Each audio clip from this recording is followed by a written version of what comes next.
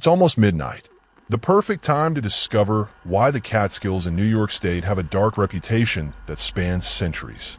These ancient mountains hold secrets few dare share.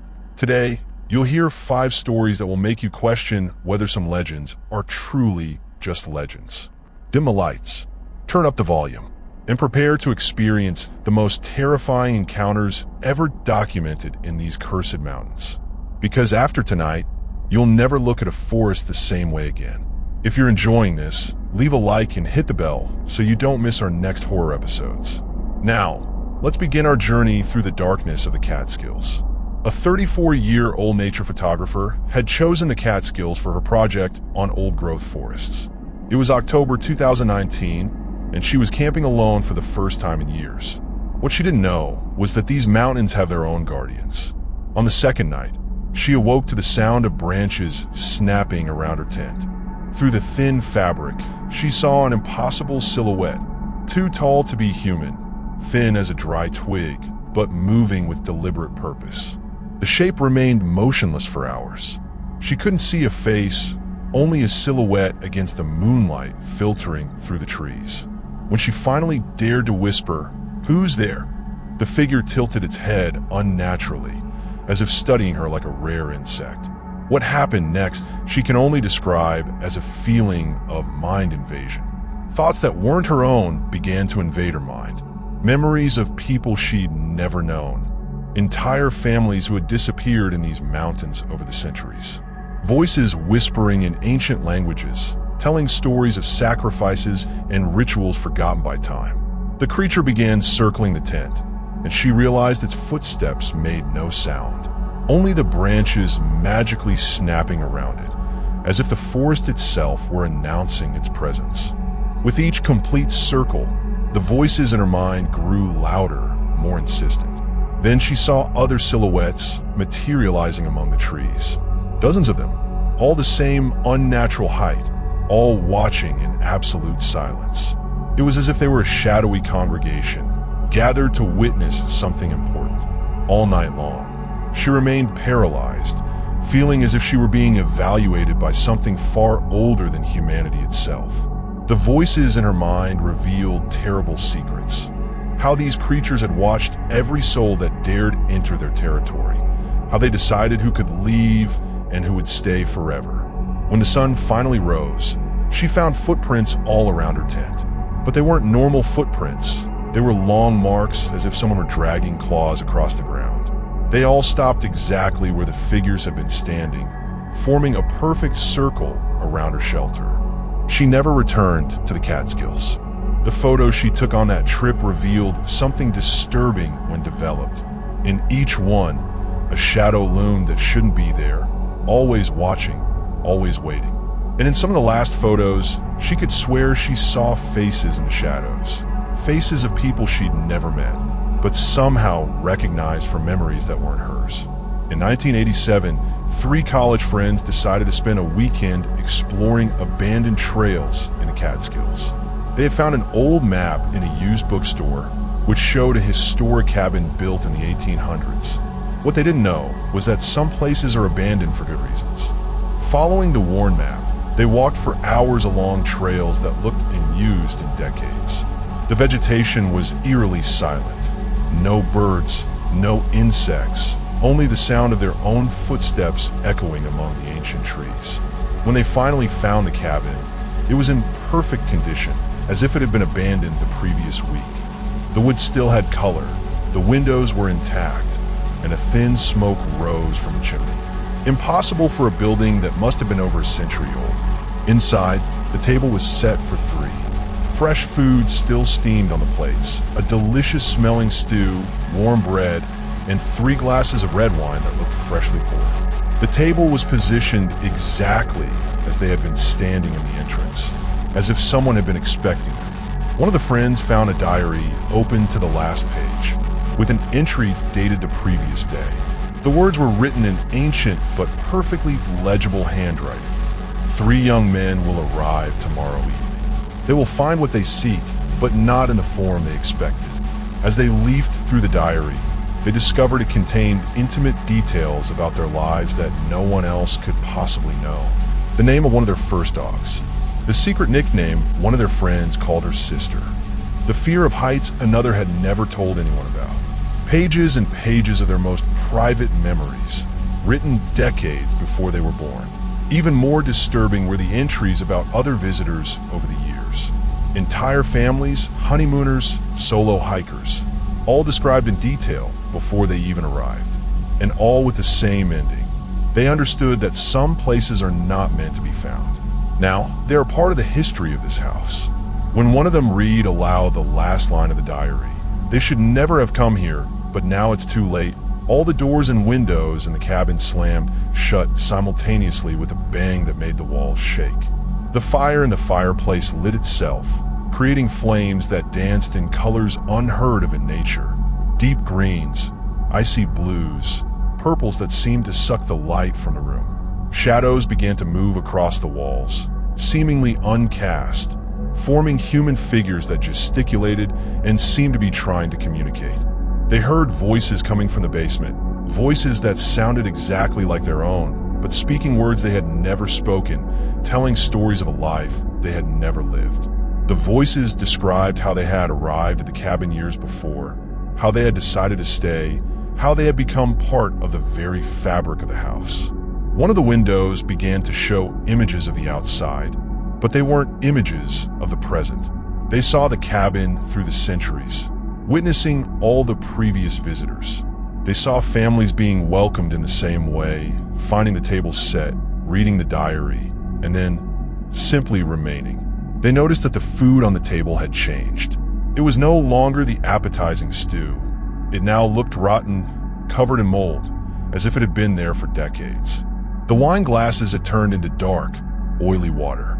But most terrifying of all, they felt a desperate hunger, an almost uncontrollable need to sit down and eat. One of them managed to force open a window while the other two fought the urge to sit at the table. They escaped, running through the forest until they reached the main road, feeling as if something was chasing them through the trees. When they returned the next day with local authorities, they found nothing, just the stone foundation of an ancient building, covered in moss and vines that looked as if it hadn't been disturbed in decades. But in the center of the foundation, they could still see 3 marks on the ground, exactly where their footprints had been the night before. An experienced canoeing instructor who knew every river and stream in the Catskills was guiding a group of tourists in July 2015. She had traveled this route hundreds of times, but that day, something was fundamentally wrong with the Esopus River. The water was flowing in the wrong direction. She checked her compass 3 times. It was working perfectly, but the river had definitely changed course overnight. The current, which should have been flowing south, was now flowing north, toward the deepest, most unexplored parts of the mountains. As they sailed, she began to hear a sound she'd never heard before, as if someone were singing underwater. The tourists didn't seem to notice, laughing and chatting normally, but she felt the sound seeping into her bones, vibrating through the aluminum canoe. The song was mesmerizing, almost like a siren's call, but there was something deeply unsettling about it. The words were in a language she didn't recognize, but somehow she understood their meaning. It was a call, an invitation to join something ancient in the depths. The instructor realized she was unconsciously steering the canoe toward an area of the river she knew was dangerous, a section with rapids that had caused numerous accidents over the years. But the song was growing stronger, more irresistible, and she found her hands no longer obeying her commands.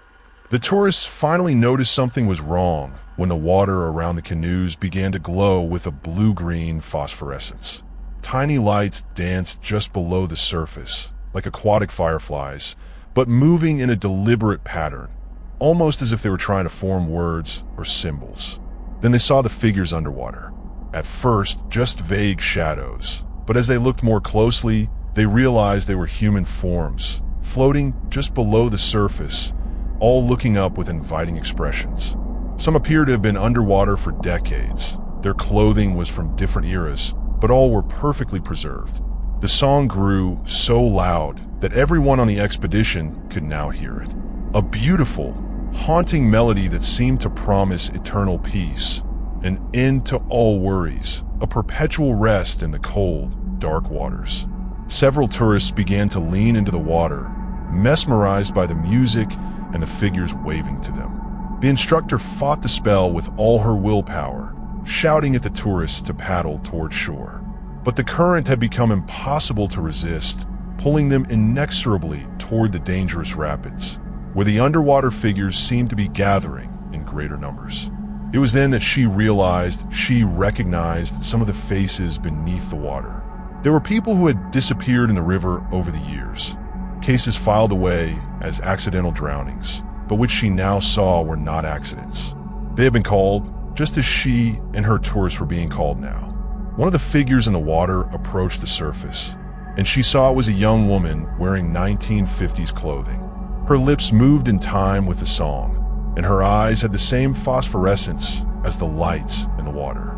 She extended a pale hand toward the canoe, and the instructor felt a terrible chill crawl up her arm as their fingers nearly touched. In a burst of panic and determination, she managed to break the spell long enough to capsize all the canoes and paddle desperately back up the river. Behind them, she could hear the song growing louder, more furious, as if the aquatic creatures were disappointed at losing their prey. When they finally reached the exit point, exhausted and traumatized, they discovered they had lost 4 hours. Their watches showed late afternoon, but they remembered only a few minutes in the water. And they all bore the same mark, a blue-green spot on their right palms, which glowed faintly in the dark and never completely disappeared. The instructor never again led expeditions on that stretch of river. And on silent nights, especially when there's a full moon, she can still hear the Esopus River's calling song, promising a peace she knows would come at a terrible price. A group of 5 experienced hikers decided to explore a newly discovered trail in the Catskills in September 2018. The local map showed that the trail would lead to a historic overlooking the entire valley. What they didn't know was that some trails don't lead anywhere. They just go on forever. The trail began normally, well marked, with signs every kilometer. It offered a moderate hike through a dense forest of oak and pine. They planned a 6-hour round trip with enough time to return before nightfall. After 2 hours of walking, they passed the 2-mile mark for the 3rd time.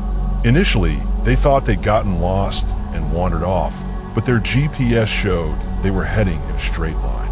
Even stranger, the signs were exactly where they should be, but the numbering didn't make sense. Sometimes they went back, sometimes they skipped numbers. The forest around the trail began to change in subtle ways. The trees seemed older with each step, their trunks thicker, their branches more twisted. The ground was covered in a layer of leaves that seemed decades deep, completely muffling the sound of their footsteps. That's when they began to find the other hikers. First, they saw fresh footprints in the mud, boots of different sizes and styles, some clearly from different decades by the scuff marks on the soles. Then they found lost items, a backpack from the 1980s, a World War II military canteen, a modern hiking pole still bearing the store tags. Most disturbing was when they found an abandoned campsite just ahead on the trail. 3 tents pitched in perfect formation, a fire still smoldering, fresh food left on a makeshift table. But there was no sign of the campers. Their footprints simply ended in the middle of the campsite, as if they had vanished into thin air. Inside one of the tents, they found a journal with recent entries. The last entry read, "Day 47 on the trail. We still haven't found the end. We ran out of provisions weeks ago, but somehow we haven't felt hungry. Something is keeping us here. Today we saw other groups passing by. They seem as lost as we are. We try to warn them, but they can't hear us." The 5 friends noticed that the sun hadn't moved in the sky since they set foot on the trail. It remained in the same position, casting identical shadows that never changed, as if time had completely stopped there. They decided to turn back immediately, but discovered that the trail behind them had changed. Where there had once been a gentle descent, they now encountered a steep climb. The trees they remembered passing were gone, replaced by rock formations they were certain they had never seen before. As they walked more and more desperately, they began to see other groups of walkers in the distance. Figures moving among the trees, always out of reach, always following the same endless trail. Some seemed to have been walking for a long time. Their clothes were faded and torn, but they continued to walk with a mechanical rhythm, like automatons. The trail began to split in multiple directions, creating a maze of paths that intersected and reconnected in impossible ways. Each path had its own signs, but they all indicated the same distance to the destination. Always 2 miles, no matter how far they had walked. In a panic, one of the hikers tried to leave the trail and make his way through the forest. But he found the forest stretched on endlessly in every direction, with identical trees forming perfectly aligned rows, as if artificially planted. No matter where he walked, he always ended up back on the trail. It was then that they heard voices coming from further down the path. Familiar voices, their own voices, having the same conversation they had had hours earlier, when the trail still seemed normal. They hid behind the trees and found themselves walking along the trail, 5 figures identical to themselves, but with blank expressions, mechanically following the endless path.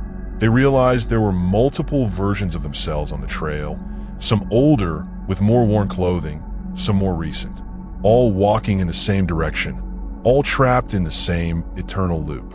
It was as if the trail collected versions of each person who entered and kept them walking forever. One of the friends noticed that his own shadow had begun to behave independently, walking slightly out of sync with his movements. The other shadows were also detaching from their bodies, as if the path was slowly separating their souls from their physical bodies. In desperation, they began running in the opposite direction, ignoring the burning in their lungs and the growing terror. Finally, after what seemed like hours, they saw a different sign. Not a mile marker, but a trail exit sign. When they finally emerged from the forest, they discovered they had been missing for 3 days. Their families had organized search parties, but no one could find the trail they described. Where they swore they had entered, there was only dense forest with no marked path. All 5 bear a permanent mark of experience. Their shadows still occasionally move out of sync, especially at sunset. And sometimes, on completely different trails, they swear they see familiar signs marking distances that never diminish, no matter how far they walk. During a particularly violent storm in March 2020, a family of 4 was forced to seek shelter in a former bed and breakfast in the Catskills. The Victorian building had operated as a hotel for over a century, but had been abandoned for decades. Or so they thought. The family had become lost during a weekend trip when the storm struck without warning. With fallen trees blocking the main road and their cell phone signal down, they had no choice but to seek shelter in the first building they came across. Then appeared amidst the flashes of lightning like a mirage of salvation. The front door was unlocked, and the interior was surprisingly well preserved. The electricity wasn't working, but candles were lit in every room, as if someone was waiting for them. The lobby still had original Victorian furniture, oriental rugs, and antique portraits on the walls, all watching with eyes that seemed to follow every move. The strangest thing was that the inn seemed occupied. Clean linens in the rooms, fresh towels in the bathrooms, even hot food waiting in the kitchen. But there was no sign of other guests or staff. Just the constant sound of footsteps upstairs, doors opening and closing, and muffled conversations coming from empty rooms. During the first night, the family's teenage daughter woke to someone whispering her name. When she opened her eyes, she saw a figure sitting in the chair next to her bed, a middle-aged woman wearing 1940s clothing, leafing through a photo album. The photos in the album were of her own family, including moments that hadn't yet happened. The woman smiled gently and showed a specific photo. The family leaving the inn the next morning, but they looked different, pale, with empty expressions, as if something fundamental had been removed from them. "Beautiful memories," the woman said. "Can I keep them?" In the next room, the parents were having similar experiences. They met in the hallway, each reporting nighttime visitors asking to borrow their souvenirs. Each visitor represented a different era. Suited men from the 1920s, families from the 1950s, young hippies from the 1970s. The father tried to investigate the upper floor, where the sounds were most intense. He found a hallway that stretched much further than the building's architecture would allow, with hundreds of doors on both sides. Through the keyholes, he could see rooms occupied by people from different eras, all living their lives as if they were still in their respective historical periods. In one room, a 1930s family ate their dinner, the same gestures repeating over and over. In another, a 1960s honeymoon couple danced to the same never-ending song. Every guest of the inn over a century was there, trapped in loops of their most precious memories. In the inn's library, her mother found a guest register dating back to 1892. Thousands of names, arrival dates, but no departure dates. Page after page of people who had arrived during storms, seeking shelter, and simply never left. Her family's name was already written on the most recent page, with the entry date of the previous night. Below their names was a note in elegant calligraphy. Collected memories, family adventures, first kisses, graduations, weddings, births. Exceptional quality. Successful integration into the permanent collection. They realized they were starting to forget things. Small details at first, where they had lunch the day before, the color of the car they were driving. But gradually, more significant memories began to fade. Mom couldn't remember her first date with her husband. Dad forgot the day his children were born. The portraits on the walls had changed.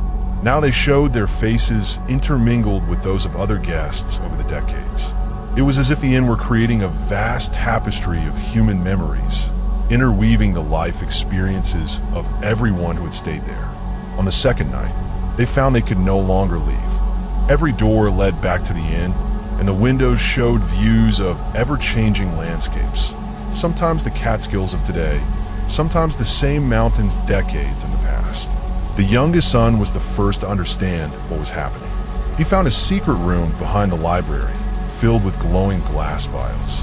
Each vial contained what appeared to be liquid light, and he instinctively knew he was looking at distilled memories, decades of human experience captured and preserved.